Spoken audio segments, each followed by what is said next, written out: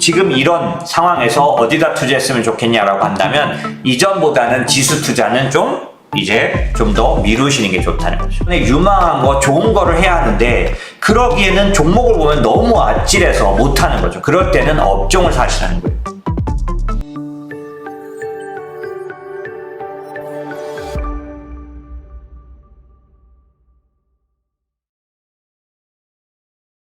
두 번째로 그러면 조금 더 낮은 칸으로 들어와서 조금 더 세부적인 얘기를 그러면 어디다 투자하면 좋겠냐라고 말할 때 오늘은 두 가지 아이디어를 말씀드리려고 합니다. 첫 번째 아이디어는 뭐냐면 이미 확실해진 사실에 투자하는 거죠. 앞으로 이렇게 될 수도 있고 저렇게 될 수도 있다고 말씀드렸죠. 그래서 어떻게 됐냐면 기술적 분석상으로 증명된 다음에 확신을 갖자라고 말씀드렸죠.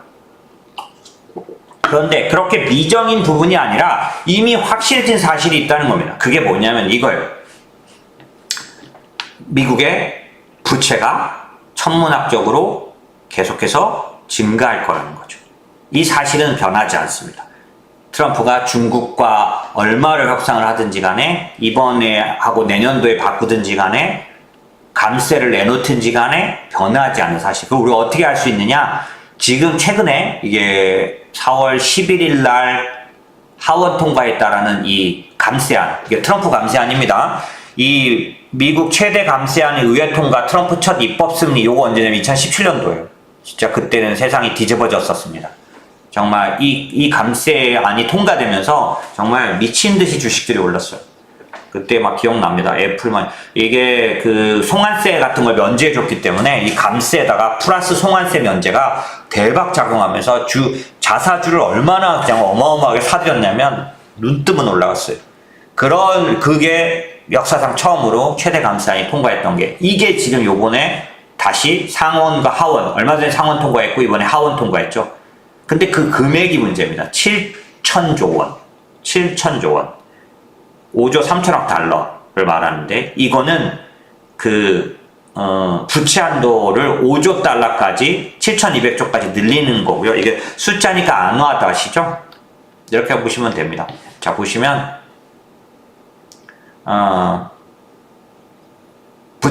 미국 정부의 부채 규모가 이 회색이죠? 지금 이렇게 일어나다 지금 어때요? 팡팡팡 뛰었는데 트럼프 때 확실하게 더 뛸 겁니다. 이 감세안이 얼마라 그랬죠? 7천조 원이에요. 7천조. 확실하게 늘어납니다. 정부 부채가. 어느 정도? GDP 대비 121%.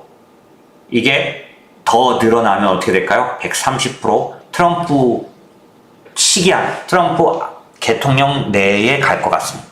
곧 134. 근데 130%는 어떻게 됐다고요? 대부분의 국가들이 디폴트에 들어갔어요. 그 정도 규모에 들어갈 겁니다. 왜? 이 감세안이 이걸 보면 알 수 있죠. 예.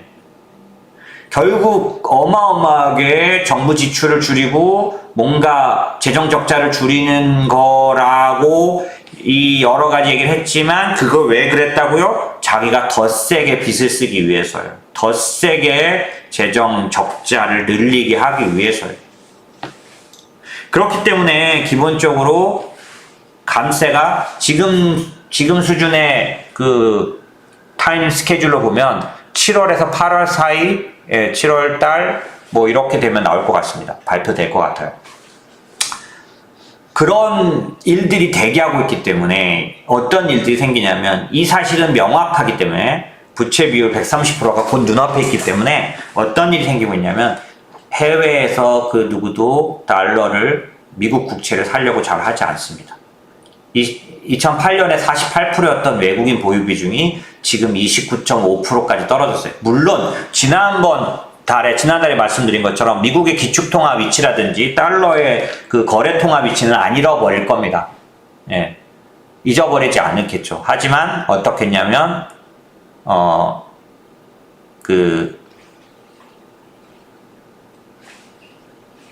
비중이 계속해서 내려가는 것은 막을 수 없을 것 같습니다.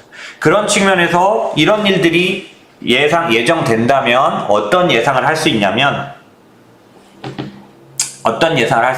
기본적으로는 미국 국채에 대한 어떤 그런 그 의심에 의해서 미국 국채에 대한 위치나 그 다음에 안정성이 흔들릴 거라는 거죠. 그런 부분들은 이미 충분히 예상할 수 있는 거죠. 말씀드린 것처럼 지금 이제 제가 말씀드린 내용이 잘 좀 전달이 돼야 되는데 논리로 다시 한번 돌아가 보면요. 말씀드렸던 것처럼 감세안이 트럼프에게는 일생일대에 이 자기 그 대통령 임기 동안에 가장 큰 업적에 속합니다. 왜냐하면 이 감세안이 연장되지 않으면 어마어마하게 미국 그 사람들이 이제 어려운 상황이 들어가고 그러면 자기 지지율이나 여러 가지 면에서 상당히 어렵게 되죠. 실제로 지금 뭐 전 세계적인 흐름이기도 하지만 트럼프 정부는 전형적인 파퓰리즘 정부이기 때문에 있을 수도 없는 이야기입니다. 그렇기 때문에 기본적으로는 이 감세안은 가장 중요한 그런 진행사항 중에 하나일 거예요. 그런 면에서 감세가 통과가 된다면 어떤 일이 있을 거냐면 말씀드린 것처럼 또 다시 이런 재정 수지가 정부 부채 규모가 어마어마하게 높아져서 GDP 대비 130% 이상 가면서 이렇게 되면은 전 세계에서 미국 국채를 들고 있을 그런 부분에서 안정성이 떨어지면서 국채 위치가 흔들리게 되고 결국 이거는 기축통화인 달러의 위치가 흔들리는 문제가 되기 때문에 실제로 트럼프 정부로서는 매우 중요한 사안이 됩니다. 이 문제에 대해서 이전에 트럼프 정부는 그걸 우습게 알았다가 상당히 컷을 당하고 상당히 어려운 국면에 마지막까지 갔을 것 같은데요. 지금은 그거에 대한 보완책을 이미 처음부터 갖고 나왔죠. 그게 뭐냐면 이게 이제 제가 오늘 설명을 다 못 드리더라도 제가 SBS 경제자유살롱이라는 데서 한 1시간 얘기했는데 편집해가지고 19분짜리로 나와 있는 것 같아요. 그래서 요 제목으로 나와 있는 유튜브 영상을 꼭 좀 다시 보시면 좋겠고요. 여기서 제가 스테이블 코인에 대한 얘기를 자세히 드렸고, 지금 말씀드린 그 트럼프가 이번 임기 때 상당히 일기 때하고는 다르게 보완해서 갖고 나온 자기 나름대로의 대비책입니다. 달러에 대한. 지금 관세를 막 때리니까 달러의 위치가 엄청나게 흔들렸는데 그 흔들리는 거를 아예 원점으로 돌려고 없었던 일로 할 수 없을 거라고 생각하기 때문에 다소 흔들리는 부분에 있더라도 이게 문제가 되지 않을 수 있는 어떤 대안을 갖고 나왔는데 그게 스테이블 코인이에요. 스테이클이라고 되어 있네요. 스테이블 코인입니다. 제가 글씨 잘못 쓴 것 같아요. 스테이블 코인이라는 제 걸 갖고 나왔고, 이 스테이블 코인은 제가 말씀드린 이 영상에서 충분히 배경을 설명을 했기 때문에 오늘은 그 얘기를 드리진 못하지만 사실 생소한 얘기는 아닙니다. 보시면 이 5월 11일자 한국경제 기사인데요. 보면은 우리나라에 들어와 있는 체류 외국인들이 사장님 한국 돈으로 월급 안 받아요 라고 하면서 그 테더 같은 거로 달라는 거죠. 스테이블 코인 관련된 어떤 통화죠. 그래서 오히려 달러 연동하는 스테이블 코인으로 받고 싶어요 라는 거가 이렇게 막 일반화 돼 있다는 거예요. 한국에서도. 왜 그러냐면 여기 보시면 테더로 필리핀 도우미 월급 준다. 이유가 뭐냐면 스테이블 코인을 갖고 있으면 은행 거래해서 송금하는 것보다 어마어마하게 비용 보세요. 수수료가 해외 은행에서 송금하면 3%에서 5%인데 스테이블 코인으로 하면 0.1에서 0.4%예요. 도대체 이게 몇 프로 차이 나는 겁니까? 말도 안 되게 엄청나게 차이 나죠. 그런가 하면 송금 시간도 곧바로 되는데 은행에 갖다 놓으면 한 5일 걸려요. 그죠? 그 다음에 보호도 뭐 불가 이게 돼 있지만 보호가 이런 면에서 지금 스테이블 코인은 전 세계적으로 그냥 미국과 상관없이 어마어마하게 성장해 가고 있는 중이에요. 보십시오. 필리핀 도우미, 뭐 외국인 체류분, 외국인들 이런 분들이 다 누가 이걸 안 하겠어요? 다 이걸로 하고 싶지. 예. 이런 식으로 이 스테이블 코인이 엄청나게 사용되고 있는데 이 부분이 왜 그런가라고 하면 스테이블 코인은 일반적인 그 암호화폐와의 다른 구조로 달러와 1대1 연동을 시켜 놓은 겁니다. 암호화폐는 암호화폐인데 법정화폐와 연동시켜 놓으로 해서 안정성을 가져갔는데 그 법정화폐가 달러인 거죠. 그래서 트럼프는 이 스테이블 코인에 의한 달러 안정성 전략을 처음부터 갖고 나왔어요. 그러다 보니까 이걸 읽어낸 미국의 회사들은 여러 가지 면에서 움직이고 있습니다. 예를 들면 비자나 마스터카드, 페이팔 같은 데서는 자체 스테이블 코인을 이미 발행했고요. 저희 스테이블 코인의 어떤 그런 안정성이나 그 유동성 보면 어마어마하게 증가하고 있는데 그 이유가 뭐냐면 달러를 안 사용하던 외국인들이 스테이블 코인을 사용하려면 달러를 거래하게 되는 효과. 아까 이거 보셨죠? 필리핀 도우미 분들, 국내에 체류하는 외국인 노동하시는 분들, 일하시는 분들이 이런 장점 때문에 스테이블 코인을 많이 쓰면 어떻게 돼요? 달러 사용자가 아닌데 사실상은 달러 사용자로 변하는 게 스테이블 코인이라는 제도에 의한 겁니다. 그래서 처음에는 연준도 이 스테이블 코인에 대해서 반대적 입장을 취했지만 지금은 병행적 입장을 취하고 있죠. 보시면 달러를 보호하기 위한 이런 여러 가지 이런 기구들과 제도들이 있는데 얘하고 스테이블 코인이 보완적으로 움직이기 시작한다는 거죠. 달러에 대한 안정성을 높일 수 있는 겁니다. 그렇기 때문에 트럼프 정부가 이 부분에 대해서 목숨 걸고 움직일 거라고 파악한 금융회사, 일반 회사들은 다 그렇게 움직이고 있는 거죠. 왜 그러냐? 스테이블 코인이 기본적으로 단기 국채를 1,500억이나 보유하고 있는데 이 1,500억이라고 지금 현재 단기 국채 갖고 있는 게 28년도 되면 1.75조까지 늘어날 예정인데, 왜냐하면 스테이블 코인 사용량이 계속 늘기 때문에. 그렇게 되면 어떻게 되느냐? 트럼프 2기 동안 신규로 국채 발행하는 양을 모두 다 이 스테이블 코인이 다 사주고도 남을 만큼. 그러니까 아까 외국인들이 미국 국채를 안 사려고 한다 그랬죠? 스테이블 코인이 있으면 어떻게 돼요? 상관없어. 스테이블 코인이 그 미국 국채를 다 사줘. 그러므로 미국 국채의 안정성에 어마어마하게 기여하게 될 거라는 거죠. 이게 트럼프가 들고 나온 달러 안정, 기축통화 안정을 위한 방법입니다. 제도죠. 이게 여기 보시면 이 영상에서 그 얘기를 충분히 하고 있으니까 한번 보시고요. 그런 측면에서 그럼 우리는 어떻게 하는 게 좋겠냐고 한다면 스테이블 코인 관련된 투자 자산에 대해서 관심을 가질 필요가 있겠죠. 여러분에게 비트코인이나 이더리움 같은 그런 암호화 화폐를 투자하라는 게 아닙니다. 이 스테이블 코인 생태계를 좀 더 파악하고 그 스테이블 코인 생태계에 관련된 투자 포트폴리오를 고려해 보는 것도 좋을 것 같다는 거죠. 자, 두 번째 방법입니다.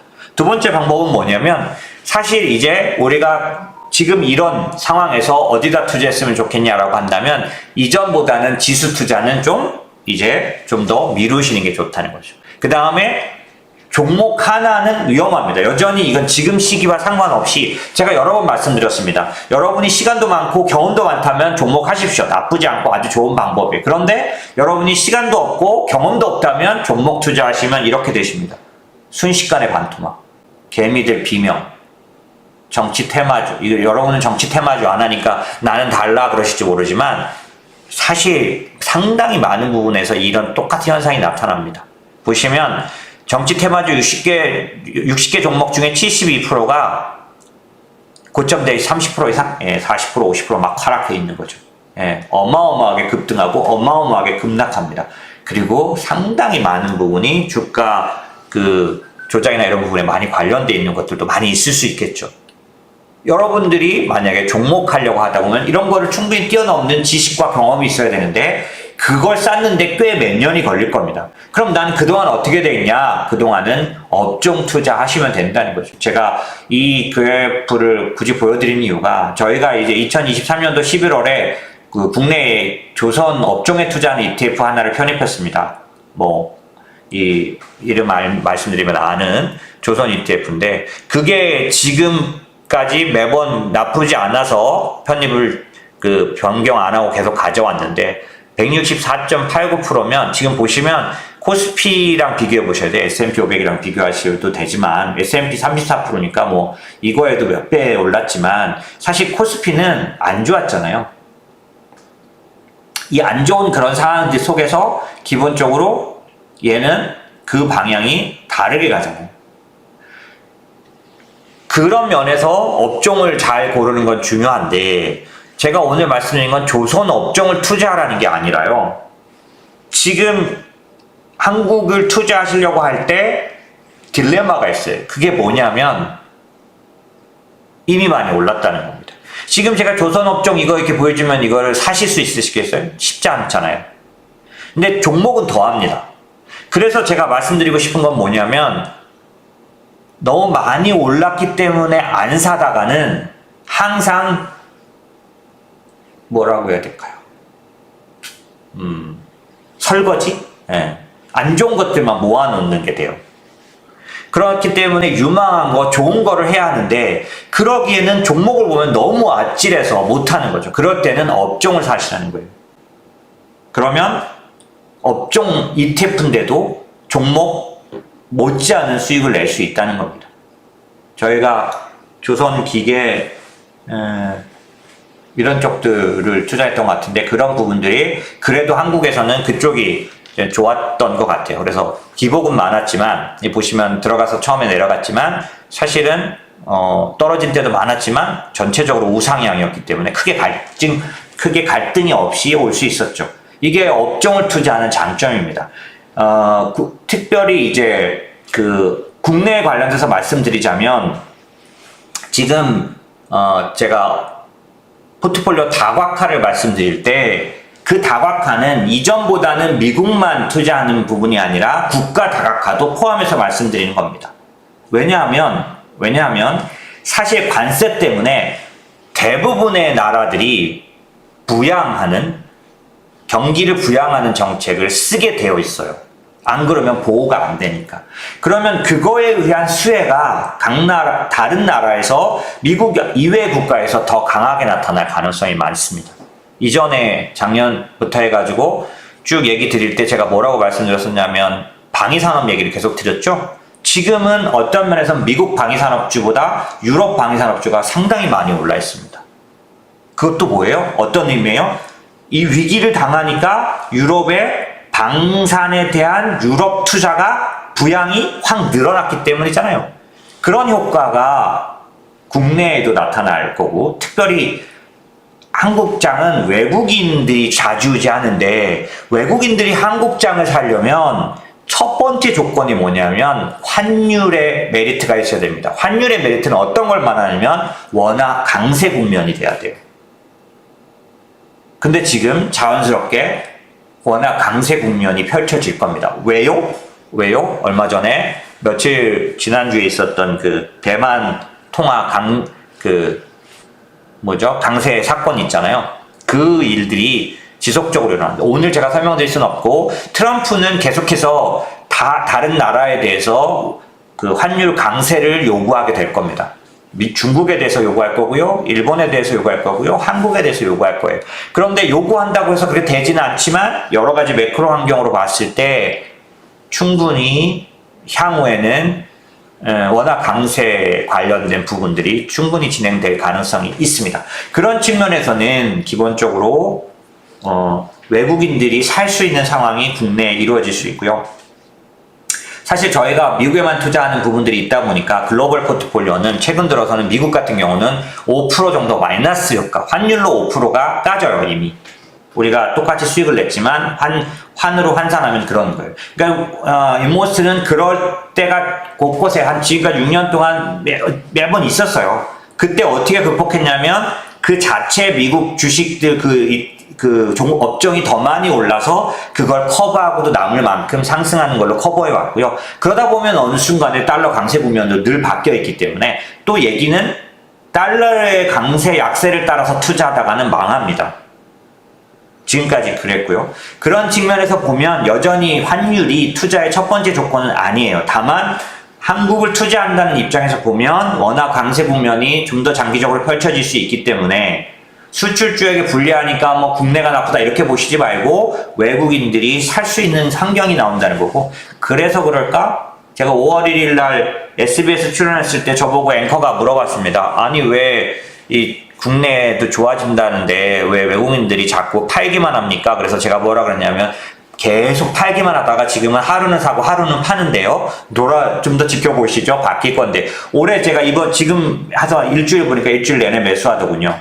예. 점점점 바뀌어가고 있는 중입니다. 그런 측면에서 한국장은 지금 정치적인 큰 변화와 그 다음에 환율의 변화들이 외국인 투자가 들어올 수 있는 변화들이 좋은 점이 있기 때문에 포트폴리오 상으로 한국도 좀 더 예전보다는 비중을 늘리는 게 좋은데 이게 이제 포트폴리오 다각화의 면에서 말씀을 드리는 거고 이럴 때 너무 많이 올랐다고 기피하지 마시고 업종을 골라서 부담을 줄여서 들어가는 게 좋을 거라는 생각입니다. 기본적으로 그런 면에서 업종 투자를 추천드리고 싶고요. 두 번째는 그 업종 중에서 최근에 이제 나타나고 있는 현상들을 보면 트럼프가 일기 때하고는 다르게 중동 중심의 전략을 쓰고 있는데 그 전략이 뭐냐면 중동을 통해서 미국으로 투자금이 유입되도록 하는 그런 전략을 쓰고 있는 것 같습니다. 보시면 여기 가서도 이거 이제 사우디나 아랍에미리트하고 이런 거 하는 거는 늘 보셨던 것 같지만 이번엔 조금 내용이 약간 달라요. 이제 여기 트럼프가 이제 100센트하고 이렇게 서 있는데 이 뒤쪽에 이 사람들이 다 누굴까요? 미국의 주요 기업의 CEO들입니다. 특히 금융이 많이 가 있죠. 이유가 뭘까요? 사우디와 아랍에미리트가 미국에 투자하겠다는 약속을 뻥뻥 내놨지만 실제로 얘들은 유가가 낮아서요. 지금 사실 쫄리는 입장이에요. 유가에 관련돼서. 그러다 보니까 이 트럼프와 같이 간 금융회사들이 뭘 할까요? 대출을 알선할 거죠. 사우디와 UAE에게 대출을 알선할 겁니다. 그래서 어마어마한 돈들이 아랍으로 갔다가 거기서 미국으로 다시 들어오게 될 거예요. 투자금으로 들어오게 되겠죠. 그러기 위해서 몇 가지 전제사항이 있습니다. 그게 뭐냐면 이스라엘과 이란, 그 다음에 사우디아라비아 이런 쪽들에 관련된 캐캐 묵은 분쟁을 클린하게 해주는 그런 어떤 게 필요한데 트럼프는 그거를 카드로 내고 있는 것 같아요. 사우디아라비아와 그 60년대, 70년대 오일 쇼크 때 했던 협정과 비슷한 협정을 이번에 맺을 거로 보여집니다. 그건 뭐냐면 이제 이란을 정리해주고 여러 가지 면에서 가자 지구나 이런 쪽에 관련돼서 이스라엘과 관련된 많은 부분들을 정리해 줌으로 해서 사우디아라비아로 하여금 상당 부분 운신의 폭을 만들 수 있는. 아시겠지만 사우디아라비아는 그 수니파 시아파라고 해서 이란하고 완전히 또 그 안에서도 적대적입니다. 그런 측면에서 트럼프가 나서서 이 부분을 정리해서 중동을 미국으로 말미암아 그 상당 부분 그 산업으로 돌아가게 하려는 그런 정책을 쓰고 있는 듯해요. 그 와중에 가장 혜택을 입는 곳은 어딜까요? 그거는 반도체 기업들입니다. 보시면 여기 있네요. 보네요. 엔비디아나 AMD라고 나와 있지만 이 반도체 관련된 그 기업들이 대표적으로 지금 엔비디아가 사우디가 이제 블랙웰 18,000개 사주겠다고 한 걸 포함해서 AMD 포함해서 그 다음에 그 데이터 센터도 어마어마하게 사우디아와 UAE가 투자하죠. 그렇게 되면 어떻게 해요? 빅텍들도 혜택을 입는데 거기서 전부 다 그 데이터 센터 위주의 산업을 갖고 있는 데들은 관련된 기업들은 다 햇볕을 쬐게 되는데 그러기 위해서 반도체 관련된 관세를 미리 조정했다라고도 얘기가 나올 정도로 기본적으로 이쪽에 관련된 비중이 매우 올라가 있는 듯 합니다. 그러면 이게 어떤 의미를 갖느냐 하면은 기존의 미국의 기술주 중에 반도체 관련된 대표 기업들은 원래는 이미 기술에 의해서 기술의 전망 때문에 상당히 가격이 올라와 있었어요. 그래서 PR이 23배, 24배 미국이 그렇게 비싸졌다라고 얘기하고 얘네들은 30배, 40배씩 이렇게 해도 너무나 당연하다라고 했는데 사건 하나가 터졌죠. 딥시크가 터지면서 미국 기술주만 유망한 게 아니구나. 또 침범당할 수도 있겠구나라는 것도 나왔는데 거기다 이 타로 두 번째로 트럼프가 달러 관련된 관세로 인해서 달러가 흔들리면서 오히려 미국의 기술주를 팔고 나가는 유럽의 투자자들이 어마어마하게 생기고 전 세계 국가가 미국을 팔자가 나오면서 기술주에 대한 어떤 그 PR, 밸류에이션이 부담스럽고 너무나 높은 가격이 되면서 얘네들이 뚝뚝 떨어졌던 거죠. 그런데 그러면 얘들이 앞으로 지금 말한 부분이 많이 좋아지겠냐? 좋아질 수가 없을 거죠. 왜냐하면 갑자기 그럼 미국을 또 사기 시작하겠냐? 그러지 않을 거란 거죠. 제가 지난달에 말씀드린 것처럼 그래서 미국의 기술주로 돈이 들어오느냐를 알려면 달러 지수를 봐야 한다라고 말씀드렸는데 지금 달러 지수가 전에보다는 회복돼 있지만 예전처럼 그렇게 강세를 띠는 부분들은 그렇게 쉽지는 않은 상황이에요. 그렇다면 반도체 관련된 미국 기술주들은 어떻게 가격이 더 여기서 올라갈 수 있느냐 하면 지금 말씀드린 것처럼 중동의 돈이 들어와서 이 기술주들에게 이제 이익이 증가하면서 엄청난 뭐라 그럴까요? 실적 관련된 주가 상승이 일어날 수 있다라는 거죠. 그런 측면에서 반도체 업종도 이전에 그 인공지능 관련된 흐름으로 보면 인공지능 혁신에 있어서 첫 번째는 하드웨어 인프라 주식이 오르고 그 다음에는 그 B2B 소프트웨어, 그 다음에 B2C 소프트웨어로 간다고 말씀드렸는데 지금 B2B 소프트웨어까지 가 있죠. 그게 뭐냐면 대부분의 그런 소프트웨어 회사들 중에서 주로 B2B인 그런 팔란티어 같은 데들이 올라가 있으니까요.